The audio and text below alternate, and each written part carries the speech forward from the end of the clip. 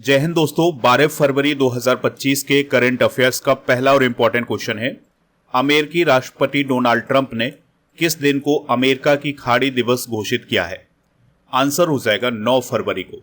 इसका मतलब यह हुआ कि अमेरिका में अब 9 फरवरी को अमेरिका की खाड़ी दिवस मनाया जाएगा। तो डोनाल्ड ट्रंप ने मैक्सिको की खाड़ी का नाम बदलने के बाद अब 9 फरवरी को अमेरिका की खाड़ी दिवस घोषित किया है।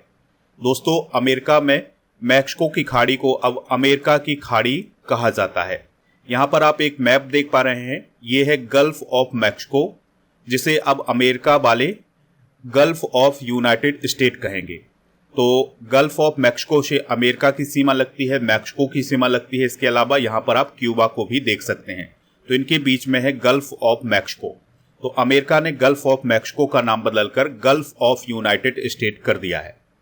बात करते हैं मैक्सिको की खाड़ी की, तो यह उत्तरी अमेरिका के दक्षिण पूर्वी तट पर स्थित है। तो ये उत्तरी अमेरिका महाद्वीप है और इसके दक्षिण पूर्वी तट पर स्थित है मैक्सिको की खाड़ी। यह कैरेबियाई सागर के पश्चिम में स्थित है। तो दोस्तों, यहाँ पर है कैरेबियाई सागर, इसके पश्चिम में स्थित है कौन? मैक्सिको की खाड़ी। यह खाड़ी उत्तर अमेरिका और क्यूबा से घिरी हुई है, यानी कि जो उत्तरी अमेरिका है और जो क्यूबा है उससे घिरी हुई है ये गल्फ ऑफ मैक्सिको। इस खाड़ी में सिगसिबी खाई सबसे गहरी जगह है, यानी कि इसकी सबसे गहरी जगह क्या है? सिगसिबी खाई। इस समुद्र में विलय होने वाली सबसे बड़ी नदी है मिसिसिपी नदी। तो मिसिसिपी नदी अमेरिका में बहती है और ये गल्फ ऑफ मैक्सिको में आकर के विलीन हो जाती है, समाप्त हो जाती है। दोस्तों, अब हम हाल ही में घोषित किए गए कुछ नए दिवस डिस्कस करते हैं जो कि इंडिया में घोषित किए गए हैं। जैसे 27 फरवरी को उत्तराखंड में समान नागरिक संहिता दिवस मनाया जाएगा और 10 दिसंबर को राजस्थान में प्रवासी राजस्थानी दिवस मनाया जाएगा। 21 दिसंबर को विश्व ध्यान दिवस मनाया जाएगा। 25 जून को संविधान हत्या दिवस, 5 अक्टूबर को राष्ट्रीय डॉल्फिन दिवस, 15 नवंबर को जनजातीय गौरव दिवस, 11 फरवरी को समर्पण दिवस और 17 मार्च को प्रेरणा दिवस मनाया जाएगा। इसके अलावा 14 अप्रैल को समानता दिवस, 7 अगस्त को भाला फेंक दिवस, 14 अगस्त को विभाजन विभीषका स्मृति दिवस मनाया जाएगा। 6 दिसंबर को मैत्री दिवस, 17 सितंबर को हैदराबाद मुक्ति दिवस और 25 मई को विश्व फुटबॉल दिवस मनाया जाएगा। तो दोस्तों, संयुक्त राष्ट्र के द्वारा 2024 में इस दिवस को मनाने की घोषणा की गई है और 23 जनवरी को पराक्रम दिवस मनाया जाएगा इंडिया में। तो दोस्तों, ये हैं हाल ही में घोषित किए गए कुछ नए दिवस, तो इन सभी को आप नोट कर लें। आप इस पूरे लेक्चर को बहुत ही ध्यान से लास्ट तक देखिएगा। लास्ट में आपसे क्वेश्चन पूछा जाएगा जिसका आंसर कमेंट बॉक्स में बताना है। अगर आप चैनल पर पहली बार आए हैं तो चैनल को सब्सक्राइब कर लें, बेल आइकन भी दबा लें, जिससे आपको समय पर सबसे पहले नोटिफिकेशन मिल सकेगा। दोस्तों, आप स्टडी करके ऐप को इंस्टॉल कर लें, इसका लिंक डिस्क्रिप्शन बॉक्स में दिया गया है।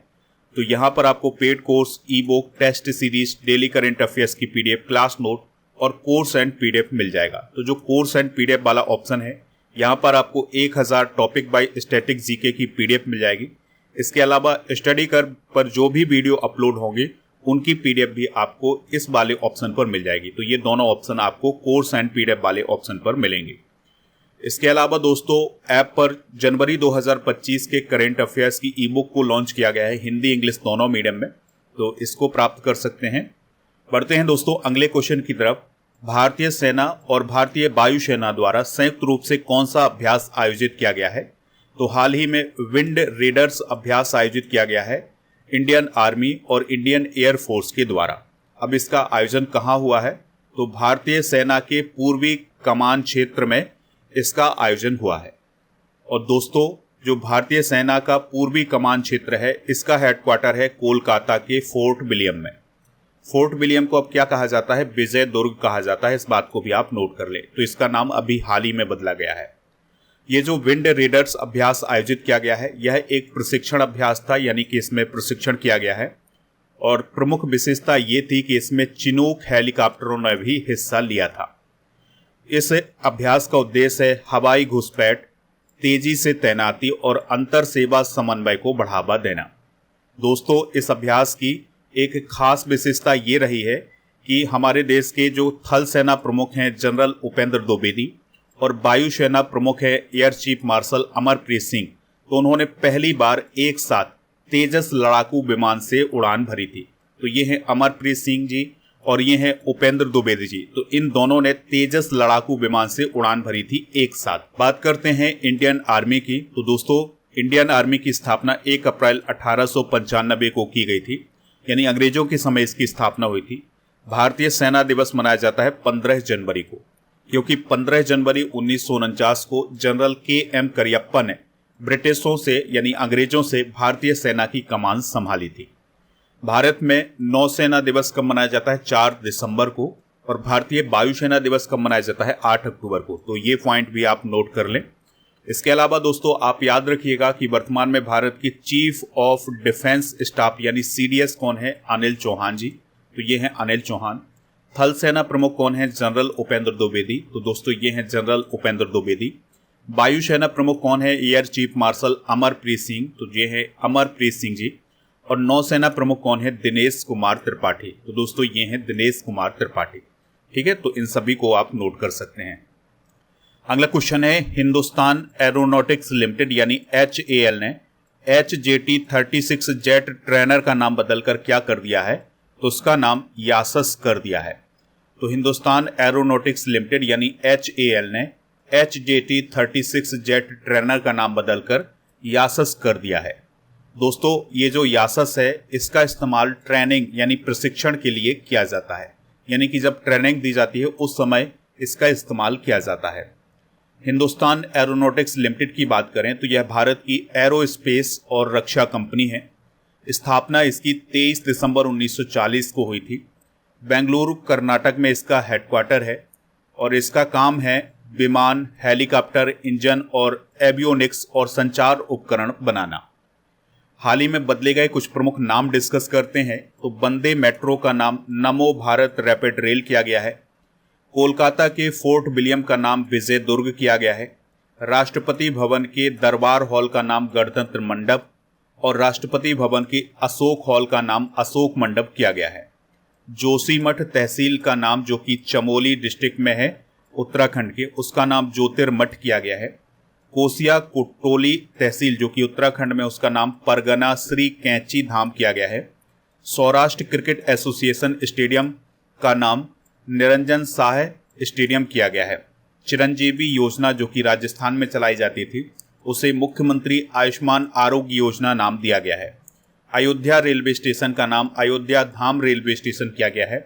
और झेलम स्टेडियम जो कि जम्मू कश्मीर में है, उसका नाम जनरल बिपिन रावत स्टेडियम किया गया है। नेक्स्ट क्वेश्चन है, भारत का पहला स्वचालित बायोमेडिकल अपशिष्ट उपचार रिग कहां लॉन्च किया गया है?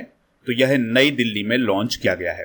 तो दोस्तों, केंद्रीय मंत्री डॉक्टर जितेंद्र सिंह जी के द्वारा एम्स नई दिल्ली में भारत के पहले स्वचालित जैव चिकित्सा अपशिष्ट उपचार संयंत्र का उद्घाटन किया गया है और इस संयंत्र का नाम क्या रखा गया है? सृजनम।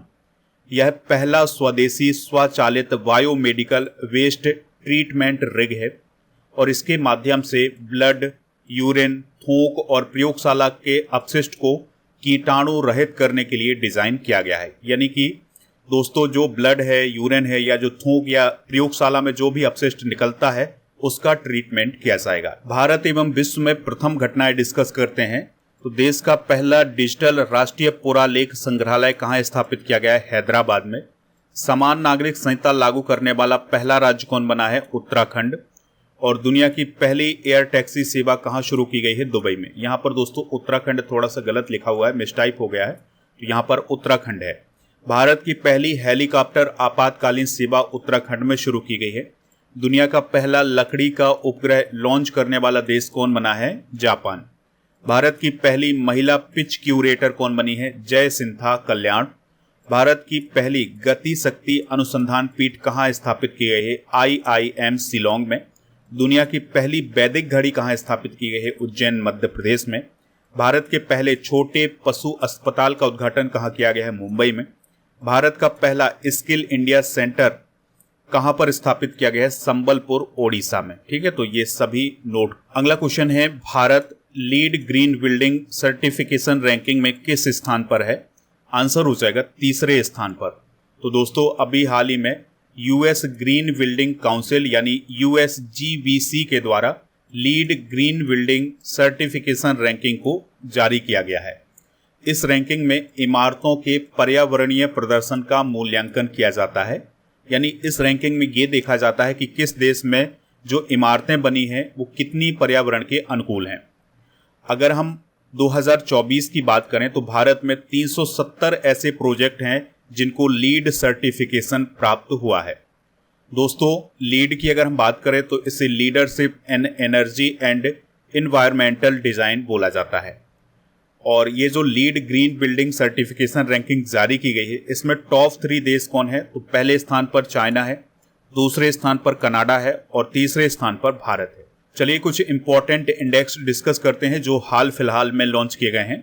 तो फूड और ड्रिंक कैटेगरी में जेप्टो दुनिया का दूसरा सबसे ज़्यादा डाउनलोड किया जाने वाला ऐप बना है। वैश्विक घरेलू उड़ान भार रैंकिंग में भारत पहले, अमेरिका दूसरे और चाइना तीसरे स्थान पर है। अभी हाल ही में ग्लोबल फायर पावर इंडेक्स 2025 को जारी किया गया था।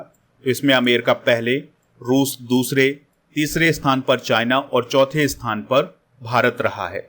2025 की ब्रांड फाइनेंस ग्लोबल 500 रिपोर्ट के अनुसार टाटा समूह टॉप भारतीय ब्रांड है और एडेलमैन ट्रस्ट वेरोमीटर 2025 रैंकिंग में चीन पहले, इंडोनेशिया दूसरे और भारत तीसरे स्थान पर है। तो ये इंडेक्स आप नोट जरूर कर लें। अगला क्वेश्चन है, भारत सरकार ने किस वर्ष तक लिम्फेटिक फाइलेरियासिस से मुक्त होने का लक्ष्य रखा है? आंसर हो जाएगा 2027 तक। तो दोस्तों, केंद्रीय स्वास्थ्य और परिवार कल्याण मंत्री हैं जेपी नड्डा जी।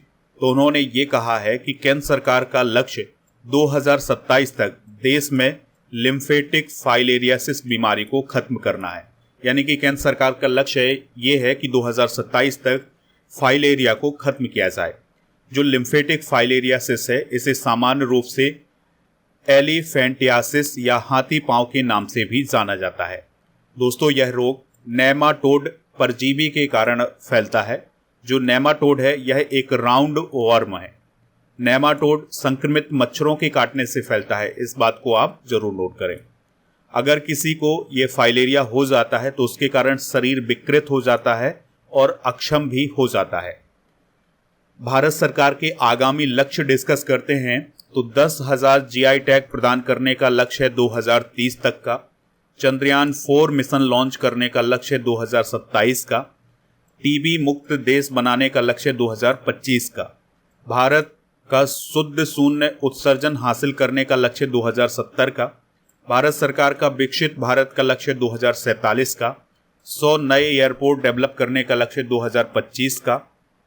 सभी गांवों में ऑप्टिकल फाइबर बिछाने का लक्ष्य 2025 का। भारत को $5 ट्रिलियन की अर्थव्यवस्था बनाने का लक्ष्य 2025 का। सभी गांवों में ऑप्टिकल फाइबर बिछाने का लक्ष्य 2025 का और राष्ट्रीय आयात कम करने का लक्ष्य है 2025 का। तो ये हैं दोस्तों भारत सरकार के आगामी लक्ष्य। अगला क्वेश्चन डिस्कस करते हैं, भारत ऊर्जा सप्ताह 2025 का आयोजन कहाँ किया गया है? तो इसका आयोजन नई दिल्ली में किया गया है। तो जो भारत ऊर्जा सप्ताह है इसका उद्घाटन पीएम नरेंद्र मोदी जी के द्वारा 11 फरवरी 2025 को नई दिल्ली में किया गया है। और इस बार यानी 2025 में भारत ऊर्जा सप्ताह का तीसरा संस्करण आयोजित किया जा रहा है। 2025 में इसका आयोजन 11 से 14 फरवरी तक किया जाएगा। दोस्तों, भारत ऊर्जा सप्ताह का आयोजन केंद्रीय पेट्रोलियम और प्राकृतिक गैस मंत्रालय के द्वारा किया जाता है, जिसके वर्तमान में मंत्री कौन है? हरदीप सिंह पुरी जी। भारत ऊर्जा सप्ताह का उद्देश्य है ऊर्जा के भविष्य को आकार देने के अवसरों का पता लगाना। आप हमारे टेलीग्राम चैनल को ज्वाइन कर लें। टेलीग्राम चैनल का नाम है दोस्तों स्टडी कर ऑफिशियल। तो स्टडी कर ऑफिशियल सर्च करके आप हमारे टेलीग्राम चैनल को ज्वाइन कर सकते हैं। अगला क्वेश्चन डिस्कस करते हैं, 12 फरवरी 2025 को अंगदान करें जीवन बचाएं अभियान किसके द्वारा शुरू किया जाएगा? आंसर हो जाएगा आईसीसी के द्वारा। आईसीसी मतलब इंटरनेशनल क्रिकेट काउंसिल। तो इंटरनेशनल क्रिकेट काउंसिल के द्वारा 12 फरवरी 2025 को अहमदाबाद में भारत और इंग्लैंड के बीच तीसरे वनडे के दौरान अंगदान करें जीवन बचाएं जागरूकता अभियान शुरू किया जाएगा। और इसकी घोषणा किसने की है? आईसीसी के प्रमुख जय शाह ने। इस अभियान में सामाजिक बदलाव को प्रेरित करने के लिए खेल की भूमिका पर जोर दिया जाएगा और लोगों को अंगदान करने के लिए प्रोत्साहित किया जाएगा। दोस्तों, आपको याद रखना है कि भारत में राष्ट्रीय अंगदान दिवस 27 नवंबर को मनाया जाता है और विश्व अंगदान दिवस 13 अगस्त को मनाया जाता है। बात हुई है यहाँ पर आईसीसी की, तो आईसीसी क्रिकेट की सबसे बड़ी गवर्निंग बॉडी है। 108 इसके मेंबर हैं। दुबई यूएई में इसका हेडक्वार्टर है। जय शाह इसके अध्यक्ष हैं और इसकी स्थापना 15 जून 1909 को की गई थी। अगला क्वेश्चन है, मैथ्यू ब्रिटज के किस देश के क्रिकेटर हैं जो अपने पहले वनडे में 150 से अधिक रन बनाने वाले पहले बल्लेबाज बन गए हैं? आंसर हो जाएगा साउथ अफ्रीका। तो दोस्तों, साउथ अफ्रीका के बल्लेबाज हैं मैथ्यू ब्रिटज के। तो उन्होंने अभी डेब्यू किया था और पहले ही मैच में उन्होंने 150 रन से अधिक का स्कोर किया है। तो इस प्रकार से ऐसा करने वाले वो दुनिया के पहले बल्लेबाज बन गए हैं कि उन्होंने डेब्यू किया है और डेब्यू मैच में ही उन्होंने 150 से अधिक रन का स्कोर किया है। उन्होंने न्यूजीलैंड के खिलाफ 148 गेंदों में 150 रन बनाए हैं। ठीक है, तो इस फैक्ट को आप जरूर नोट करें। ये दोस्तों कुछ इंपॉर्टेंट करंट अफेयर्स डिस्कस करते हैं। तो 33 वर्ष के वरुण चक्रवर्ती वनडे में डेब्यू करने वाले भारत के दूसरे सबसे उम्रदराज क्रिकेटर बने हैं। पहले कौन थे? फारूक इंजीनियर, जिन्होंने 36 साल की उम्र में डेब्यू किया था। श्रीलंका के क्रिकेटर दिमुथ करुणारत्ने ने टेस्ट क्रिकेट से संन्यास ले लिया है। माइकल क्लार्क ऑस्ट्रेलियाई क्रिकेट हॉल ऑफ फेम में अभी हाल ही में शामिल किए गए हैं। भारत फिडे शतरंज विश्व कप 2025 की मेजबानी करेगा। श्रेयस अय्यर पंजाब किंग्स के कप्तान बने हैं। देवजीत सैकिया बीसीसीआई के सेक्रेटरी अभी हाल ही में बनाए गए हैं। तो दोस्तों, ये हैं वरुण चक्रवर्ती और ये हैं देवजीत सैकिया। अगला क्वेश्चन है, 16 से 18 फरवरी के बीच 3 दिवसीय इंटरनेशनल वर्ल्ड फेस्टिवल का आयोजन कहाँ किया जाएगा? तो इसका आयोजन प्रयागराज में किया जाएगा। तो दोस्तों, पर्यावरण संरक्षण और जैव विविधता को बढ़ावा देने के लिए 16 से 18 फरवरी के बीच 3 दिवसीय इंटरनेशनल वर्ल्ड फेस्टिवल का आयोजन किया जाएगा। इसका उद्देश्य है पर्यावरण प्रेमियों, पक्षी विज्ञानियों और श्रद्धालुओं को पक्षियों की दुर्लभ प्रजातियों से अवगत कराना है। तो ये प्रयागराज में आयोजित किया जाना है। दोस्तों, प्रयागराज में जो गंगा यमुना का जो तट है, वहाँ पर साइबेरिया, मंगोलिया, अफगानिस्तान सहित 10 से अधिक देशों के हजारों प्रवासी पक्षी आए हुए हैं। अगला क्वेश्चन है, थाई पूसम उत्सव किस राज्य में मनाया जा रहा है? तो थाई पूसम उत्सव तमिलनाडु राज्य में मनाया जा रहा है। तो थाई पूसम उत्सव मुख्य रूप से तमिलनाडु में मनाए जाने वाला त्यौहार है। यह भगवान शिव और देवी पार्वती के पुत्र भगवान कार्तिकेय के तमिल भक्तों द्वारा मनाया जाता है। हाल ही में आयोजित किए गए कुछ प्रमुख महोत्सव डिस्कस करते हैं, जैसे नागू शाबा गोरोंग उत्सव इंडोनेशिया के बाली में मनाया गया है। मेमोंग महोत्सव मेघालय में मनाया गया है। बेहदीन खलम महोत्सव मेघालय में मनाया गया है। 10वां अंतर्राष्ट्रीय वन मेला मध्य प्रदेश में मनाया गया है। Eagle nest world festival Arunachal Pradesh में मनाया गया है। प्रथम बोडोलैंड महोत्सव नई दिल्ली में, फूल बालों की सैर उत्सव नई दिल्ली में और दूसरा भारतीय सैन्य विरासत महोत्सव नई दिल्ली में मनाया गया है। अगला क्वेश्चन है, राष्ट्रीय उत्पादकता दिवस कब मनाया जाता है? तो 12 फरवरी को राष्ट्रीय उत्पादकता दिवस मनाया जाता है। तो इस दिन को मनाने का उद्देश्य है उत्पादकता और गुणवत्ता के प्रति जागरूकता बढ़ाना। इस दिवस को मनाता कौन है? राष्ट्रीय उत्पादकता परिषद यानी एनपीसी के द्वारा इसको मनाया जाता है। आपको याद रखना है कि 12 से 18 फरवरी तक भारत में राष्ट्रीय उत्पादकता सप्ताह भी मनाया जाता है। तो इस प्रकार से दोस्तों, आज के करंट अफेयर्स को हमने डिस्कस कर लिया है। अब हम कल के करंट अफेयर्स को एक बार रिवाइज करेंगे। चेन्नई ओपन 2025 को किसने जीता है? किरियन जैकवेट ने। लेबनान के प्रधानमंत्री के रूप में किसे नियुक्त किया गया है? नवाब सलाम को। जिल टीचमैन ने WTA मुंबई ओपन 2025 का खिताब जीता है। उनका संबंध किस देश से है? स्विट्जरलैंड से।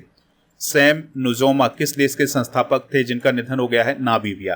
15वें एरो इंडिया 2025 का आयोजन कहाँ किया जा रहा है? बेंगलुरु में।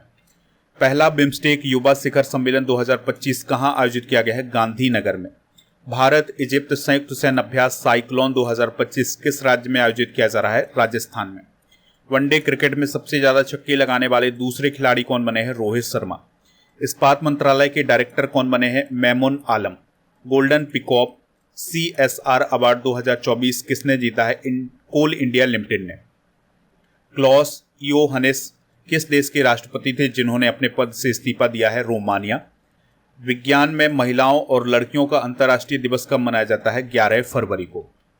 आज के जनरल नॉलेज के पिटारे में भारत के परमाणु अनुसंधान केंद्र डिस्कस करेंगे, जैसे भौतिक अनुसंधान प्रयोगशाला अहमदाबाद में, परमाणु ऊर्जा आयोग मुंबई में, पृथ्वी विज्ञान केंद्र त्रिवेंद्रम में, साहा परमाणु भौतिकी संस्थान कोलकाता में, परमाणु ईंधन परिसर हैदराबाद में, भाभा परमाणु अनुसंधान केंद्र मुंबई में, electronic corporation of India Hyderabad में, uranium corporation of India Jaduguda में, और परमाणु खनिज अन्वेषण और अनुसंधान निदेशालय है हैदराबाद में। अब जनवरी के करंट अफेयर्स को भी रिवाइज करेंगे।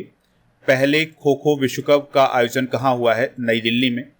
अमेरिकी पत्रिका ट्रैक एंड फील्ड न्यूज़ के द्वारा किस भाला फेंक खिलाड़ी को 2024 का सर्वश्रेष्ठ भाला फेंक एथलीट नॉमिनेट किया गया है? नीरज चोपड़ा को। देश में हिंदी में पहला सर्टिफिकेट किस देश में शुरू हुआ है? किस देश में हिंदी में पहला सर्टिफिकेट शुरू हुआ है? श्रीलंका में। किस राज्य सरकार ने स्वामी विवेकानंद युवा शक्ति मिशन शुरू किया है? मध्य प्रदेश ने। किस राज्य सरकार ने महिला स्वयं सहायता समूहों के माध्यम से 1000 मेगावाट सौर संयंत्रों की स्थापना का लक्ष्य रखा है? तेलंगाना। रूस ने भारत के किस परमाणु ऊर्जा संयंत्र के लिए 6वां परमाणु ऊर्जा रिएक्टर भेजा है? कुडनकुलम, तमिलनाडु। AI से बनी भारत की पहली हिंदी सिंगर और मॉडल कौन बनी है? माया। पंजाब किंग्स के 17वें कप्तान कौन बने हैं? श्रेयस अय्यर। भारत और किस देश ने भूविज्ञान और अन्वेषण के क्षेत्र में समझौता किया है? मंगोलिया। 15वां स्पेनिश सुपर कप किसने जीता है? FC बार्सिलोना ने।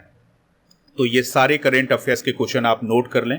कल के करंट अफेयर्स में आपसे पूछा गया था कि नामीबिया किस कॉन्टिनेंट में है, तो यह अफ्रीका कॉन्टिनेंट में है। तो लगभग सभी लोगों ने इसका आंसर अफ्रीका कॉन्टिनेंट बताया हुआ है। आज आपके लिए क्वेश्चन है, भारत के वर्तमान CDS कौन है? जो भी इसका राइट आंसर हो कमेंट बॉक्स में जरूर बताएं। दोस्तों, आप हमारे ऐप पर डेली करंट अफेयर्स का टेस्ट दे सकते हैं। तो अगर आप टेस्ट पास वाले ऑप्शन पर जाएंगे तो आपको डेली करंट अफेयर्स का टेस्ट मिल जाएगा। जैसे अगर हम कल के डेली करंट अफेयर्स के टेस्ट की बात करें तो उसमें पहले स्थान पर रिया अग्रहरी, दूसरे स्थान पर राहुल, तीसरे स्थान पर मयूर, चौथे स्थान पर शैलेंद्र, 5वें पर लक्ष्मी, 6ठे पर सचिन कुमार और 7वें स्थान पर प्रदीप और 8वें स्थान पर VK दुबे और 9वें स्थान पर अदिति और 10वें स्थान पर विकास कुमार रहे हैं। तो ये इस प्रकार से रैंकिंग आपकी जारी की जाती है। तो आप भी टेस्ट दे सकते हैं डेली करंट अफेयर्स का। दोस्तों, ऐप पर 1800 करंट अफेयर्स के MCQs की ई बुक भी मिल जाएगी, तो इसको प्राप्त कर लें।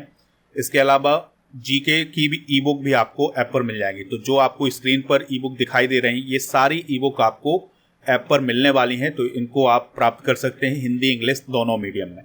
इसके अलावा दोस्तों, 1 वर्ष के करंट अफेयर्स की ई बुक भी मिल जाएगी आपको। टेस्ट पास भी मिल जाएगा जिसमें 4000 से अधिक टेस्ट हैं। और ऐप पर बहुत सारे कोर्स लॉन्च किए गए हैं, जैसे GK GS का फाउंडेशन बैच है, MP TET, Vyapam, SSC, math, reasoning, railway, English, banking और इसके अलावा रीजनिंग का फाउंडेशन बैच। तो ये सारे बैच आपके लिए बहुत ही आवश्यक हैं, बहुत ही आपके लिए उपयोगी हैं, तो इनको आप वहाँ से प्राप्त कर सकते हैं।